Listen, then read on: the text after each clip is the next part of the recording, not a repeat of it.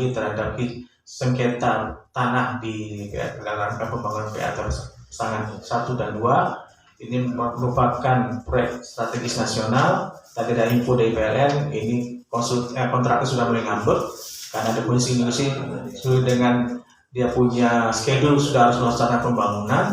Mari kita masyarakat Aceh Tengah mendukung daripada PSN ini. Jangan lagi terjadi gangguan lagi. Kami harap pada Forkopimda, Pak Kajari, Pak Dandim, Pak Kapolres untuk sama-sama kita mensukseskan pembangunan PA Tersangan 1 dan 2 ini.